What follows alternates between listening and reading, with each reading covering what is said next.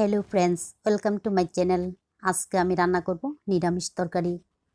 এই নিরামিষ তরকারিটা আমি লাউ শাক আর শীতের সবজি দিয়ে রান্না করব। এইভাবে শীতের সবজি আর লাউ শাক দিয়ে নিরামিষ তরকারি রান্না করলে গরম গরম ভাতের সঙ্গে আর কিছুই লাগবে না, শুধু এই নিরামিষ তরকারি দিয়ে খেয়ে নিতে পারবেন।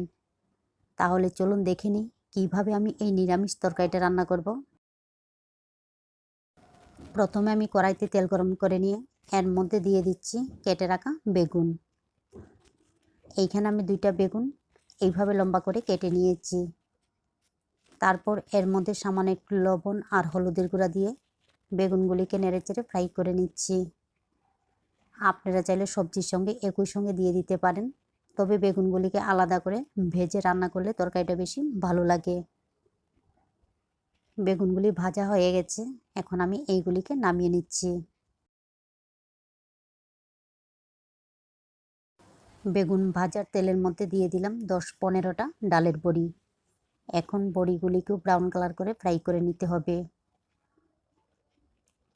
দেখুন বড়িগুলি ব্রাউন কালার হয়ে গেছে, এখন আমি বড়িগুলিকেও নামিয়ে নেব।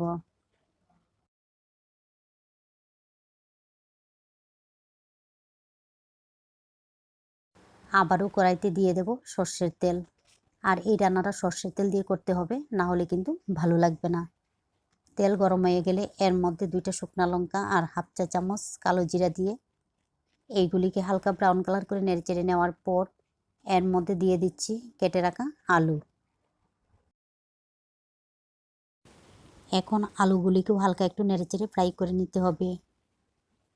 এইখানে আমি বড় দেখে একটা আলু এইভাবে টুকরো করে কেটে নিয়েছি। আলুগুলি যখন হালকা একটু ব্রাউন কালার হয়ে যাবে, এবারে এর মধ্যে দিয়ে দেব কেটে রাখা সবজি। আর বাকি রয়েছে লাউ শাক। লাউ শাকটা আমি পরে ব্যবহার করব। এখানে আমি সবজির মধ্যে 10 থেকে 12টা শিম, কয়েক টুকরো ফুলকপি, 3-4টা মূলা আর সামান্য একটু বাঁধাকপি কেটে নিয়েছি। তো আপনাদের পছন্দ মতো যে কোনো ধরনের সবজি দিয়ে কিন্তু এই তরকারিটা রান্না করে নিতে পারেন। এইগুলিকে ভালোভাবে মিশিয়ে নেওয়ার পর এর মধ্যে দিয়ে দেব পরিমাণ মতো লবণ। আর একই সঙ্গে দিয়ে দেব 1 চা চামচ হলুদের গুঁড়া। আর আমি আবারও বলছি, এই রান্নাটা কিন্তু সর্ষের তেল দিয়ে করতে হবে, না হলে কিন্তু ভালো লাগবে না।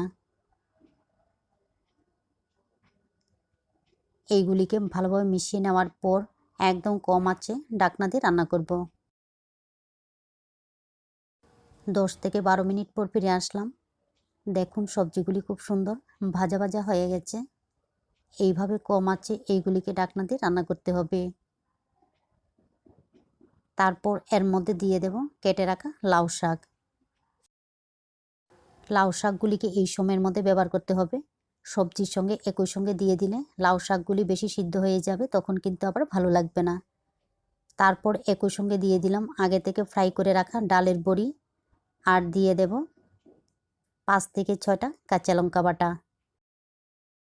তবে এই রান্নার মধ্যে লাল মরিচের গুঁড়া ব্যবহার করবেন না। লাল মরিচের গুঁড়া ব্যবহার করলে কিন্তু ভালো লাগবে না। আর ডালের বড়িগুলি আমি একই সঙ্গে দিয়ে দিলাম, কারণ ডালের বড়িটা সিদ্ধ হতে একটু সময় লাগে। আপনাদের ডালের বড়িগুলি যদি নরম থাকে তাহলে পরেও কিন্তু ব্যবহার করতে পারেন। এইগুলিকে ভালোভাবে মিশিয়ে নেওয়ার পর আবারও 7 থেকে 8 মিনিট ঢাকনা দিয়ে রান্না করব। প্রায় 7 থেকে 8 মিনিট কম আঁচে এইগুলিকে আবারও ঢাকনা দিয়ে রান্না করে নেওয়ার পর এর মধ্যে দিয়ে দেব 4 চামচের মতো সর্ষে বাটা। সবজির পরিমাণ বেশি, তাই আমি সর্ষে বাটার পরিমাণটা বেশি দিলাম। আপনারা সবজির পরিমাণ কম নিলে সর্ষে বাটার পরিমাণটাও একটু কমিয়ে দেবেন। তারপর বাটিটা দিয়ে এর মধ্যে দিয়ে দিলাম 1 কাপের মতো জল। আর দিয়ে দিলাম হাফ চা চামচ চিনি, 3টা ফ্লেভারের জন্য আস্ত কাঁচা লঙ্কা। এখন এইগুলিকে আবারও ভালোভাবে মিশিয়ে নিতে হবে। এর মধ্যে জিরার গুঁড়া ধনিয়ার গুঁড়া ব্যবহার করবেন না। জিরার গুঁড়া ধনিয়ার গুঁড়া ব্যবহার করলে ভালো লাগবে না। আর একই সঙ্গে দিয়ে দিলাম আগে থেকে ফ্রাই করে রাখা বেগুন। সবগুলি উপকরণ ভালোভাবে মিশিয়ে নেওয়ার পর আবারও কম আঁচে ঢাকনা দিয়ে রান্না করব, যতক্ষণ সবজি সিদ্ধ হতে সময় লাগে ততক্ষণ। একদম কম আঁচে ঢাকনা দিয়ে রান্না করে নেওয়ার পর আমার সবজিগুলি সিদ্ধ হয়ে গেছে। আর দেখুন ডালের বড়িগুলিও কিন্তু একদম নরম হয়ে গেছে। তবে লক্ষ্য করতে হবে সবজিগুলি যাতে একদম গলে না যায়, বেশি গলে গেলে কিন্তু আবার ভালো লাগবে না। তারপর দিয়ে দিলাম বেশ খানিকটা ধনিয়া পাতা কুচি। এইগুলিকে ভালোভাবে মিশিয়ে নিলেই আমার রান্না সম্পূর্ণ রেডি। এইভাবে শীতের সবজি দিয়ে নিরামিষ চচ্চড়ি রান্না করে গরম গরম ভাতের সঙ্গে খেয়ে দেখবেন, ভালো লাগে। আর ভালো লাগলে অবশ্যই লাইক, শেয়ার এবং সাবস্ক্রাইব করবেন। আপনারা ভালো থাকবেন, সুস্থ থাকবেন আর আমার নিত্য নতুন ভিডিও দেখবেন।